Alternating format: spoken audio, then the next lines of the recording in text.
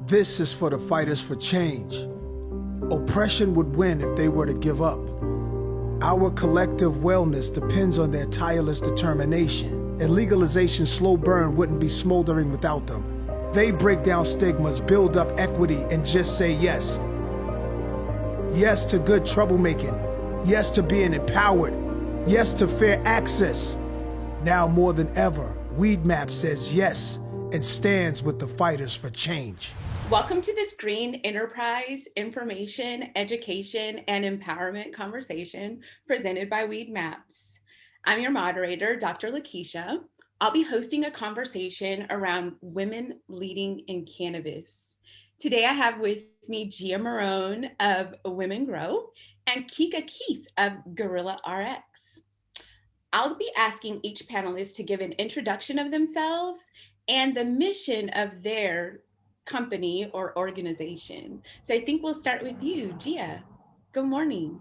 Good morning. Thank you for having me. And it's a pleasure to connect with you all today. It's always good to see women in the industry. So my name is Gia Marone. I am the president of Women Grow. We are the largest professional network in the cannabis industry. The company launched in 2014 in Denver, Colorado. But then in 2018, 2019, Dr. Shonda Macias became the chairwoman CEO, and I became the president of the company in 2019. So it's been a great experience. In addition to that, I also have another firm, GVM Communications, that started covering this industry, cannabis, in 2015. So it's been a parallel experience, just understanding this industry and growing into it. Thank you, Gia. That's wonderful. And Women Grow is a wonderful organization. I had the opportunity to be a First 50 sponsor of Women Grow. So I'm always appreciative of everything that you do for the industry. And Kika, good morning. Good morning. My name is Kika Keith. I am a momtrepreneur and equity activist based in South Central Los Angeles. I'm the founder of Gorilla RX Wellness Co. And we are building out a retail dispensary in South Central Los Angeles on Crenshaw, as well as a line of wellness products. I come from a background of food and beverage. In 2008, I launched the first to market product in Whole Foods and have transitioned that experience in manufacturing and distribution and working in a regulated industry into this cannabis sector when I learned about the social equity program in 2017. And one thing that I learned that it was really important, not only just to be an entrepreneur, but I actually had to turn into a grassroots advocate and lobbyist because these social equity programs in cannabis, especially in Los Angeles, were designed to fail. And in order to make sure that me and my community did not get left behind, there was a need to form an organization, Life Development Group, in which we really prepared folks in South Central Los Angeles in particular to get ready to be involved in this compliant industry. Wonderful, wonderful. So you're from my home state, California. Yes. So a bit about me. I'm coming from from Jamaica now. I transitioned here in 2018, but I am from the California cannabis industry. So I'm a traditional naturopath and a registered herbalist. Really, my core competencies are utilizing herbs as the basis of nutrition to combat the symptoms of chronic degenerative and terminal illness.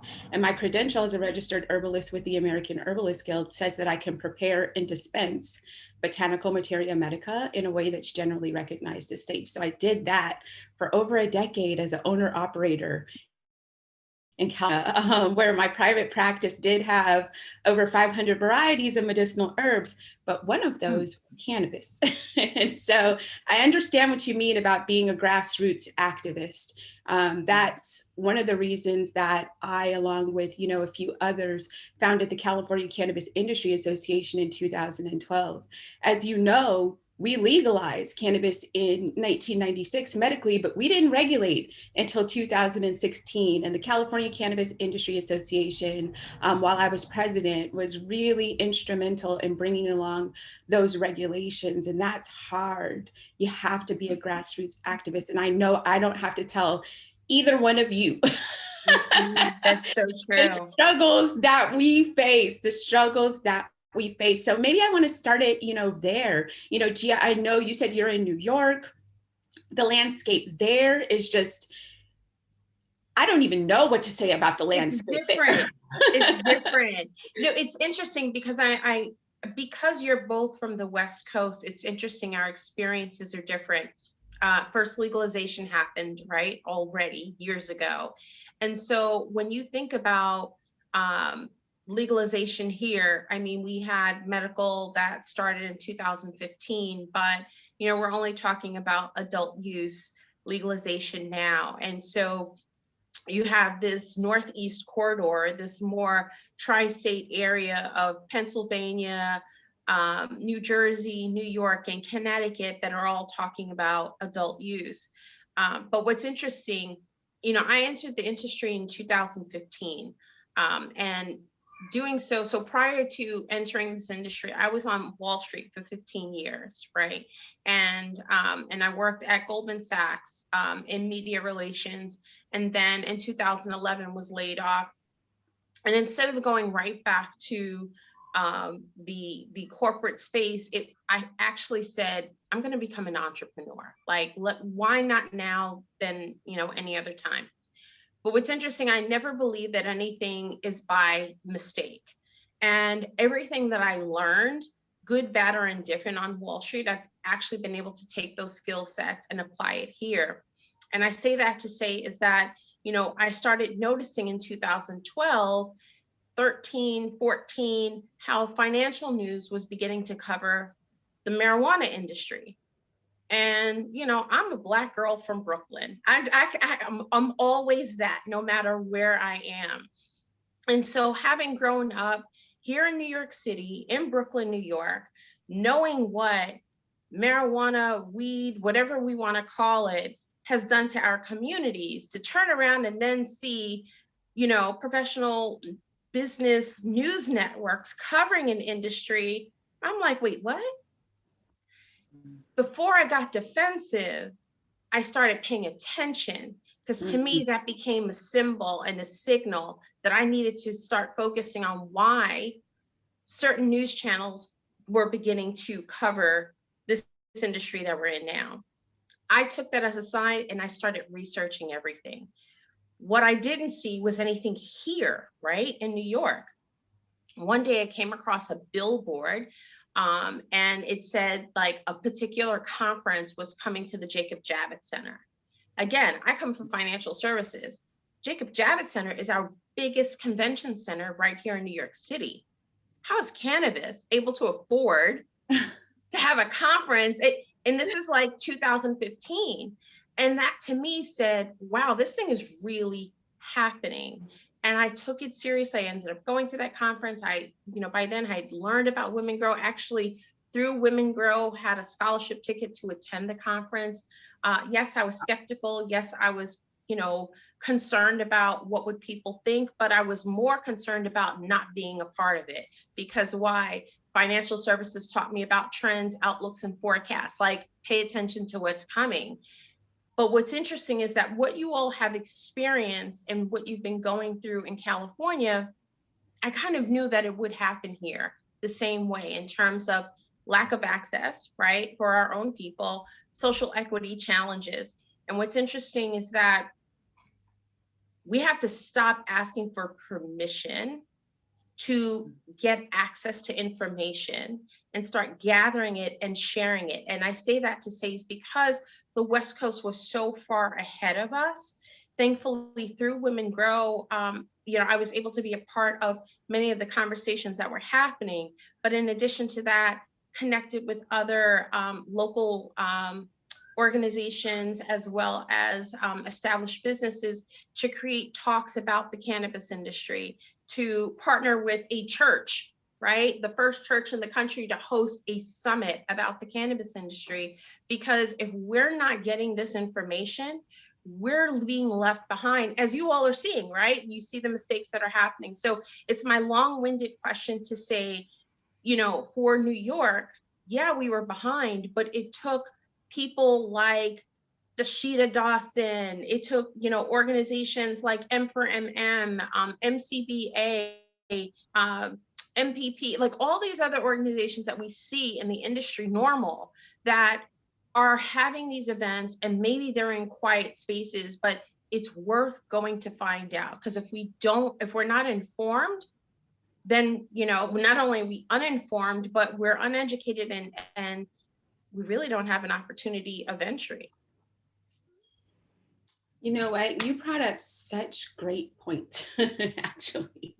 So many great points that I want to circle back to you in just a minute and ask some intricate details on some of those things, because you hit the nail on the head. But I want to hear from Kika in that same, you know, regard when it comes to, you know, the struggles, especially now.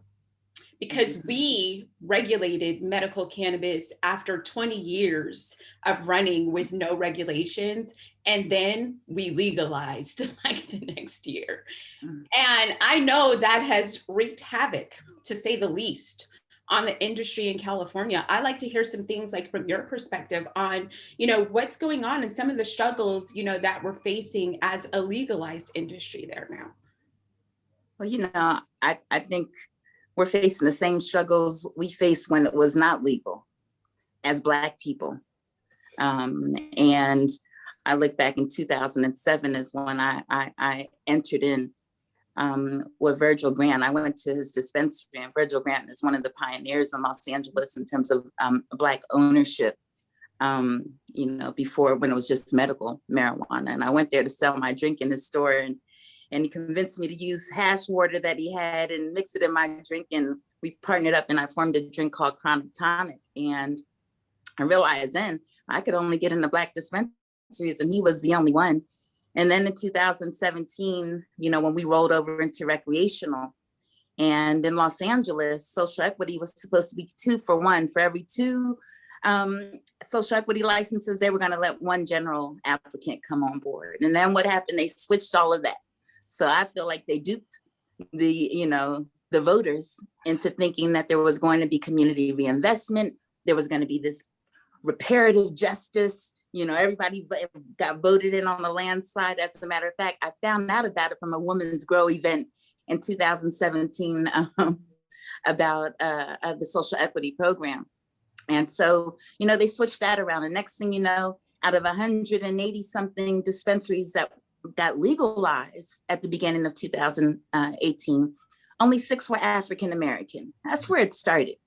And then you saw with the social equity program, there was no education, there was no training, there was no technical assistance, there was no outreach to the people that were affected by the war on drugs. So we didn't know about it unless you were unless you could follow some trends, you know, and I'm blessed to be in that same position. That I did that. But then I looked back at my people and saw that they were not prepared for this opportunity. They didn't even know they needed to fight for the opportunity. They didn't even know to go and read the regulations. And so I watched the lobbyists come from behind the scenes at city halls, because I did the same thing, entrench myself. And that's what you have to do. You know, we cannot expect, we just historically, we by design, we've been left out from tobacco to alcohol to cotton. We were never included. And if we sit around and wait to be included, we'll see the same fate that we had in every single other industry. And so, you know, I took it upon myself, and that's just the same example and thread that runs across I hear in this conversation, that we have to be proactive, to be involved in the regulations and in the policy formation, because once you do that, then you understand the business. And so I mean, we're 3 years later, and we have yet to have 1 social equity dispensary open. Billions of dollars later in taxes. They shut down the tax reinvestment that was to come into our communities that were affected by the war on drugs.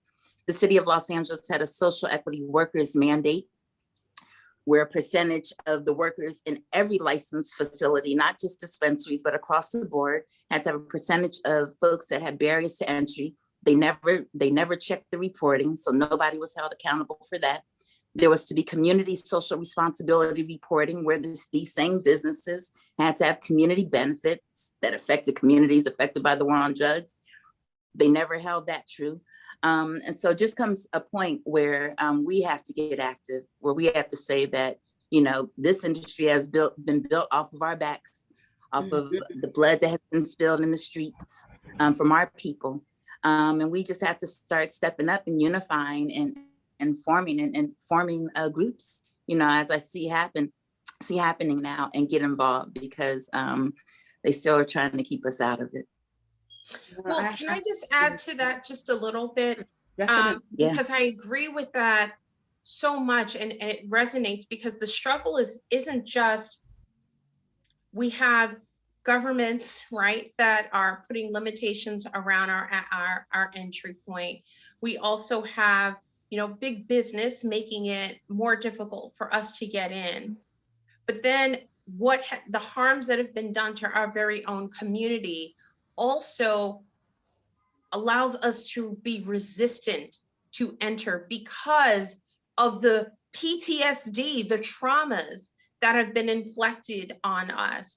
And I found that also interesting, that while I was excited about this opportunity to say, no, we're not going to have the repeat of alcohol prohibition, or what we've seen in terms of, because Black people did help build the alcohol industry as well, right? And so when you think about all of the industries we've helped build, when you think about cannabis, I mean, our own community was like, yeah, no, we're not going to deal with that. We're not going to do it. We had churches that were against it. We have professionals that were against, but medical professionals that were anti-cannabis, and having them now open up and say, wow, I wasn't taught this in medical school. Wow, no one's taught this to us in science. And I know, Dr. Lakisha, it resonates with you, but then going to faith-based leaders to say, what's going to happen in our community if we're entering into this industry? They're going to take our kids away. They're going to take our families away. And it's like the barriers of the obstacles, the messaging that's coming to us also prevents us from acting and responding to the opportunities. And so I wanted to, because what Kika said was so on point, and I just wanted to really back you there to say, it's even us, even our own families are like, don't do it. Something could happen to you. But if we didn't go out on courage and faith to believe that this was the right thing, who knows where we would be today for the number of Black people that actually do operate in this space.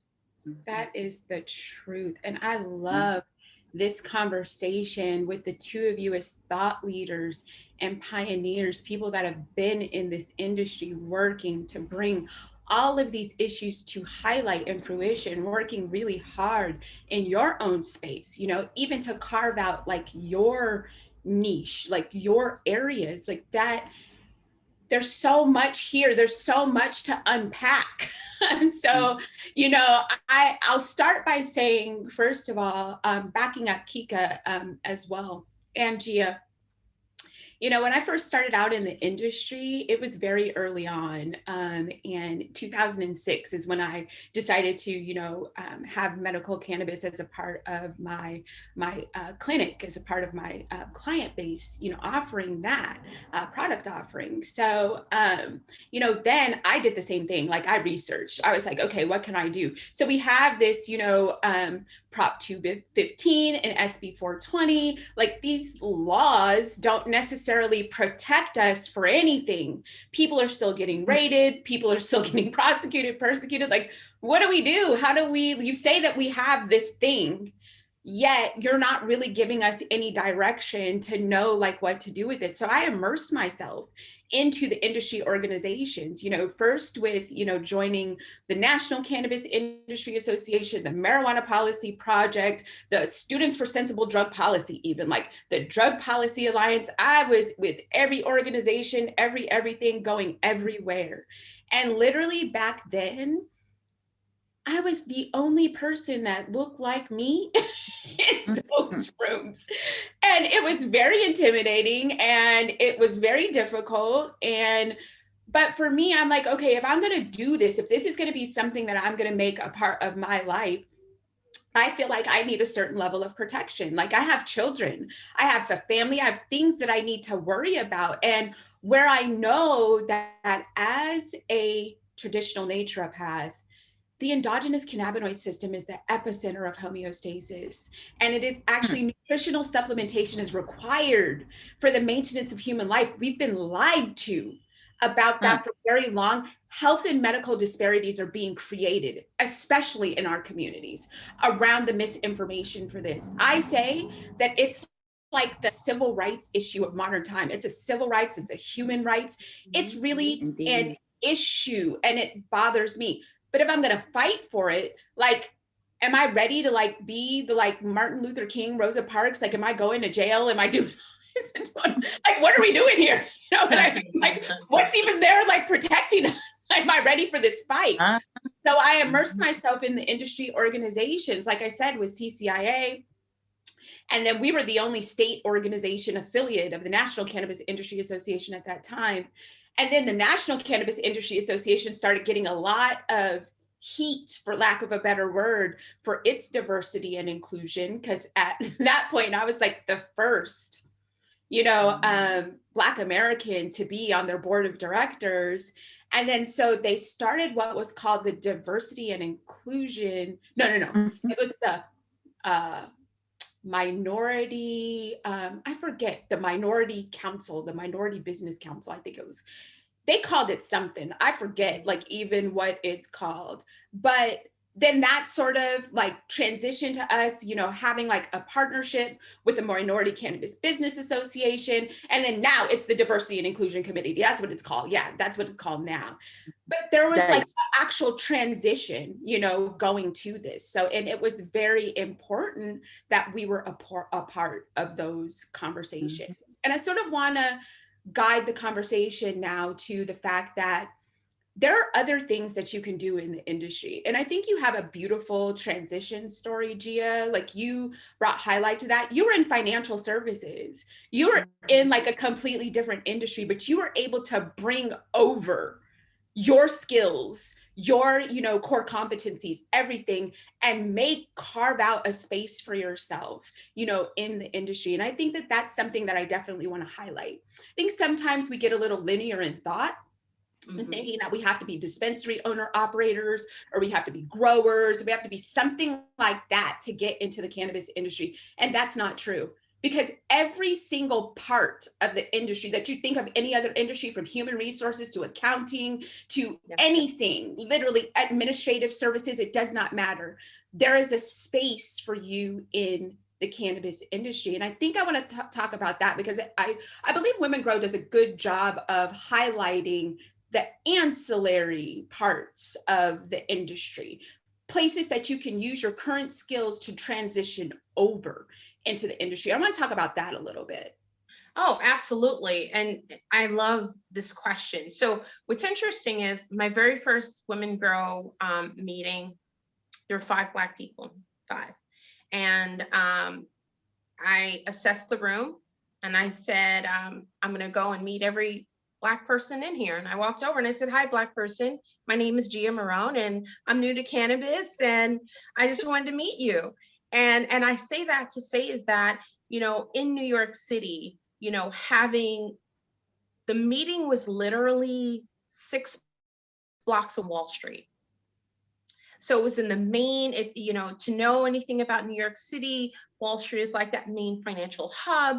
Where this meeting was happening was in like this building, you know, in a loft space, but it was in the very back. And I walk in the room and I find that it's packed with people that looks like they just left a law firm, that looked like they just left Wall Street. And, you know, I thought to myself, wow, this looks familiar to me. Why? Because financial services isn't that diverse anyway, right? And so here I am entering a room about cannabis only to find 5 Black people. Okay. And I actually have stayed in touch with those people since then. First thing I did, after leaving that meeting, I invited 10 more Black people to the next meeting. I was like, y'all gotta come. We gotta come. We gotta get in these rooms. But what's interesting is that at that first meeting, I learned that much like everyone else, I thought I had to come and grow and own a retail shop. And I thought, gee, I don't own any plants. I don't even know how to grow anything. That's one. Two, I've never worked in retail. Like I'm your consumer. I am not like your shop person. So I thought, how am I going to enter this industry? But it was at that very first Women Grow meeting that someone said to me, what do you do? And I said, I have my own PR firm. And it was like, well, do that here. They said, what were you doing before that? And I told them what I did. And they're like, oh my God, like everything about what we're doing is building up to that. And so when you think about the industry today, how there are apps for this industry. And so that's why we have a growing Canatech space. You think about the number of companies that are now going public, right? Whether on the Canadian exchange, we've got some companies on the NASDAQ and the New York Stock Exchange. We've got, companies that are going public in other countries. So clearly there's a whole finance space, right? That's focused on the canna finance space. And so it's interesting to really understand that cannabis will overlap and transcend into every operating industry we see today.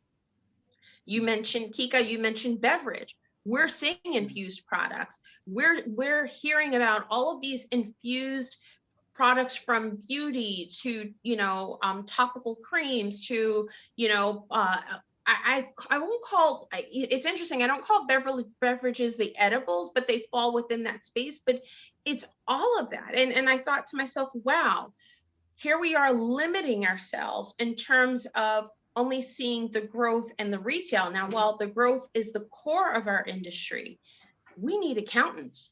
Accounting in this industry is so complex. And if you don't have an accountant that understands cannabis accounting, you can owe a whole lot of money. We need attorneys that understand the laws of this industry, because why? Every state has different laws, and you have to have an attorney that understands the laws of this industry and the regulations.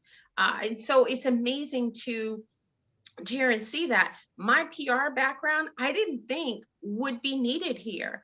And honestly, I hate to say this way, but I'm going to use this as an invitation to anyone else that is practicing public relations who happens to be Black. Please come. I don't find it a compliment to be the only firm that operates in this industry focused on cannabis and hemp and has a diverse team, and we're the only one. I'd like to see more of us in this industry.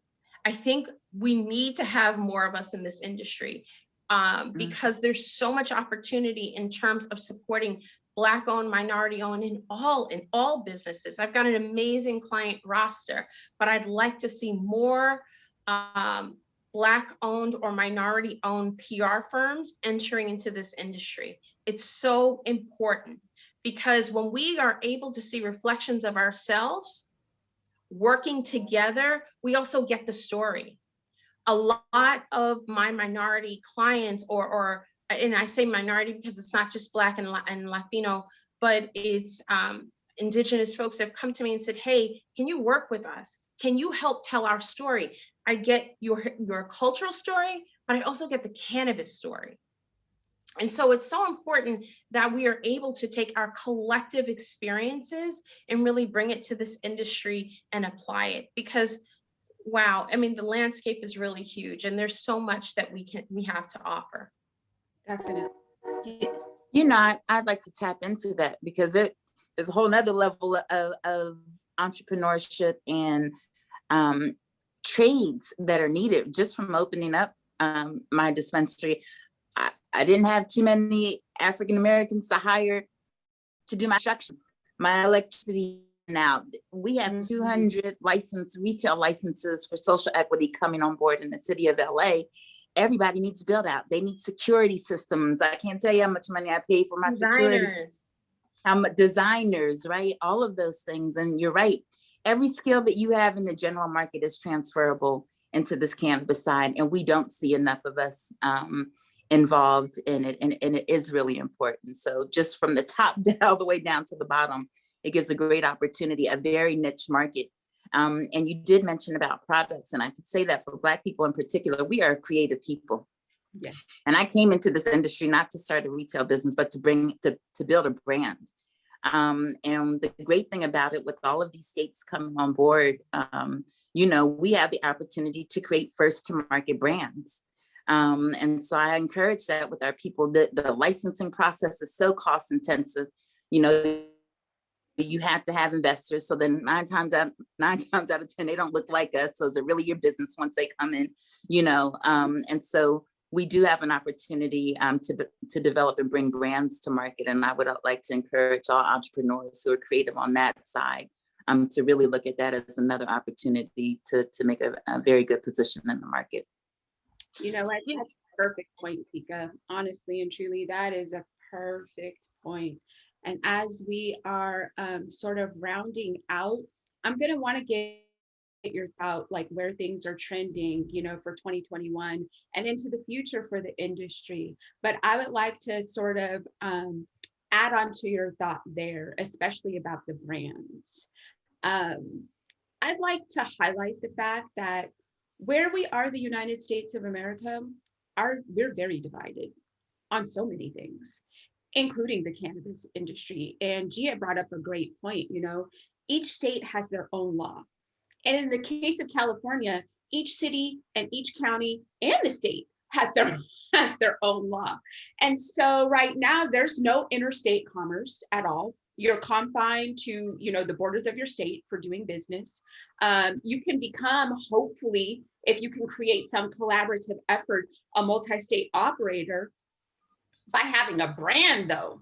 That is a very, very good way to sort of permeate, each state by finding some sort of manufacturing or distributing partner to get your brand into another state. That's a way that you can actually sort of overcome that hurdle. But me being here in Jamaica, one thing that I want to say is that America is not the world. That's what I learned. And there's a global cannabis industry that exists and it's robust. And you know what? The United States of America has no role in it whatsoever. And I can't see us having a role in it for those things that I named. No interstate commerce, federal prohibition, all of those things that are, and there's a wealth of talent, just like we see right here, just the three of us in the United States of America, and we're not able to engage on the global stage because of all of these barriers that we've been talking about here. So as we go into that and we're closing this out, I want to talk about, what do we see as the future? What do we see as the future of cannabis in the industry in 2021 and beyond? I'm gonna start with you, Kika. Where do you see the future? Like, what do we do? What do we do? Well, if I look at the current landscape, the future for our people today is not so promising. Specifically looking in Los Angeles and how this cannabis piece has rolled out. But I can say, I think the hope is in education and us going to the churches and going to our block clubs and going into our community to erase those stigmas and letting our people know that this is our time to get in, forget all the rest. The industry is going, it's here, and we have to be involved and we have to collectively work together. We have to create our own supply chains amongst ourselves, and I think that's where we start to see the future looking bright for us in particular, whether it be in ownership, whether it be in the ancillary businesses. It's really important that we release these stigmas and understand that this is our opportunity to be a part of this industry. And not only just to be a part of this industry, but to have a significant market share in this industry. And to realize that it's just as important as we're organizing amongst ourselves and educating. We got to stomp on these city officials and these state officials and the federal officials' head. They do not hear our voices. We have representatives, we have lawyers and consultants that speak for us, but we got to speak. We got to be louder. And if in fact we can band together and be loud and be a voice and demand that we have a position in this market, it is wide open. The opportunities are amazing. My head is spinning around every day wanting to take advantage of all the opportunities and trying to bring as many of our people along with me, because I don't want to be the only person that crosses that finish line. And so I would just say, the opportunities can be vast and great if we look at it for what it is now, and that we fight for it, because it is not going to be given to us. That is so true. So Gia, I know you have some thoughts around this. Oh my God, like I'm like Kika, my head is spinning every day.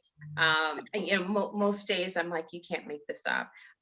But the future is interesting. I continue to be hopeful, because if I'm not hopeful, then I don't want to feel defeated. Mm-hmm. And I know that we haven't come this far to be dropped, right? So I know that we're making inroads. Our struggle has never been, an easy passage. And so I say that to say, I see the future. I see banking being the future of this industry. We're going to have a banking system in order to operate as a real business. And also having a banking system will actually allow Black people to go to a financial institution to get loans. And we do know the history of loans and banks and Black folks, but at the same time, we also have Black-owned banks. And so while I'd like to see safe banking passed, I also see that as an opportunity for our Black banks to perhaps offer those loans and those options to our business owners in our industry. So that's why I say I have to remain hopeful, because just like Kika said, those are one of the things that we are fighting for with our telling our legislators this is what we need. The lobbyists that are walking those halls, the advocates. I mean, it's so important that we have a banking system for security purposes, as well as just for, I mean, what business doesn't operate without a bank? Do you know what I mean? Like, we need it. So that's the first thing. The second thing is continued education. I do see education being playing a huge role in our industry. What I didn't mention is that, one of the folks that I work with is down in Louisiana, Alera Holistic Healthcare, and they are partnered with Southern University, who is the first HBCU in the country to enter the industry, owning not only the cultivation and processing, but they have products in THC as well as in hemp. So to me, if you're the first, doesn't mean you're the last. That just means is the invitation for the other HBCUs to enter this industry, right?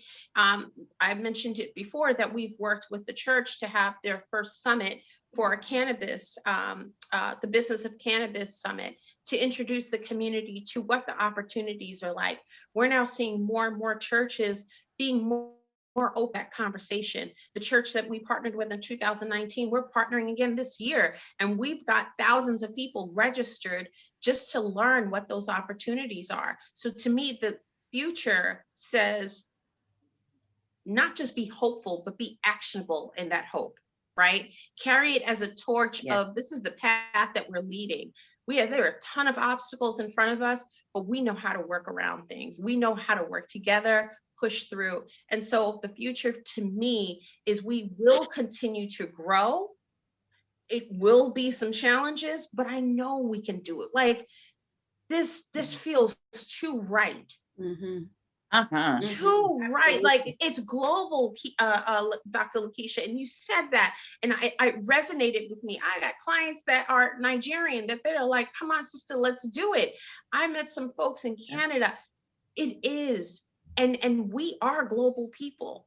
So I see the future of us expanding as long as we're continuing to work together, as long as what we're doing in our respective places, that we continue to push the needle forward. I believe that we will see differences. We got to stay on, folks, though. Hold them accountable. Yes, we do. Yes. Yes, we do. Yes, we do. Those are such perfect points. Like, I wish we could talk about this like for forever, because unfortunately we're not going to solve all the issues like in this one panel, in this one conversation, but you both have ignited a fire under me once again to just really, bring to the forefront these issues, highlight them, and work even harder to carve out that space, for us, because as Kika said, if we're not about to have another agricultural commodity that's built on the backs of our people, and we don't have a space in it whatsoever, like that's not going to happen. Not on my watch, not on our watch. Could you imagine though, if we were taught this information in school, how many more Black scientists we would have, engineers we would have, herbalists we would have? I mean, yes, exactly. Yes. That's the part. That's the part. That's the beauty right now, though, of the timing of the SAW. As much as so many things have passed, right? We are still fresh at the beginning. And I was talking to a community college, and they were saying, listen, it could be a 2-year program to get folks in your community, scientists, ready to go into the testing side. And so the same thing, I'm just learning this couple of years. We have one opening in Brooklyn. I'm so excited. We have a community college that is coming with a minor and next with a major. That's what I'm talking about. HBCUs, the community colleges. Let's bring this cannabis education to our community. It's so necessary, and you'll have amazing women like Dr. Lakisha. That's right. No, thank you. I love this. I love this. We are, like I said, closing this out because, we're limited on our time. I wish that we could but you know what? This is the first of not the last conversation. Not at all. We're definitely, I know the fire in us. I can feel it on this call between all of us. There's the passion. We're going to keep this going. We are leaders in our own right, in our own areas. We have, foraged our way through this industry, and I know that we'll continue to do so. And I know that through our affiliations and organizations, we'll continue to bring other people, other women, other Black and brown minorities, disparaged, the poor, whoever. We're going to bring them all up with us into this industry. And so I just thank you. I want to say thank you. You've been listening to the Green Enterprise Information, Education, and Empowerment Conversation presented by Weedmaps. Definitely want to thank them. Definitely want to thank Digital Ventures and Black Enterprise and everybody, the two of you ladies. We've been listening to Gia Marone of Women Grow and Kika Keith of Gorilla RX. And of course, I'm Dr. Lakisha. You've renewed my spirit. You've renewed my hope. I am thankful for you ladies. I hope you come visit me in Jamaica sometime. Oh yeah. Love to. That would be great. That would be great. I'm very appreciative. I want to give you guys the opportunity, if you have any closing thoughts, to go ahead and give us your last words. Kika. Well, I'm gonna just echo what I said before. This is our time to be a part of this industry, and we don't want to be left behind, and will not be left out. And I'm just encouraging everyone to dig in, get involved, and fight. We have to be the voice to the voiceless in this. And so the more of us that speak up, the more that we keep amplifying this voice, we will have legacy and generational wealth for our communities. Thank you, Gia. And I want to shout out the Black women in this industry. Let me tell you, it's the Black women in this industry that not only embraced me, but that have taught and shown me the way. And I think it's incredible how much we are at the forefront of pushing through legalization. And I invite more of us to this industry to learn. We have so much to offer, and we've got so much more. We have so much further to go, but I know collectively we can make such a difference, not just medicinally, but economics, right? We can reinvest this cannabis dollar into the communities that have been most impacted. And I do believe in legacy and wealth and generational wealth, but the only way to do that is when we work together as a community. And so I just say, let's be open and let's just keep working together and building. Agreed, agreed. So, you know, the best way to reach out to me is going to be on drlakisha.com. That's the best way to reach out to me. Although I'm on Clubhouse a lot, you can also reach out to me on Clubhouse. That's a great new app. Gia, I know you're with Women Grow, and I know they can reach out to you through Women Grow, but is there another way that, you know, people can contact you and reach out to you? Yeah, so I'm not on Clubhouse, even though I've gotten tons of invitations, but you can you can follow me on any of the social platforms. I'm easy to find. It's at Gia, Gia _V as in Vanessa, M as in Moron on any of the platforms. Perfect, perfect. And what about you, Kika? How can we reach out to you? Well, if you're ever in Los Angeles, I'm in the Leimert Park area on Crenshaw Boulevard. Be opening up in May. Lifedevelopmentgroup.org is our website where community-based advocacy work. You can set up one-on-one consultations, lifedevelopmentgroup.org. And then I'm on Instagram at Big Kika. Awesome, awesome. I look forward to connecting with you ladies in the future. This has been a great conversation. Again, I want to thank Weedmaps for hosting this conversation. I can't wait to have more of these thought-provoking discussions about helping women empower in this industry and getting us at the forefront, because that's where we need to be. So thank you, ladies. That's right. Thank you. Thank you, Weedmaps. Thank you, Black Enterprise. Thank you, Digital Ventures. All right. Yes. Bye. All right.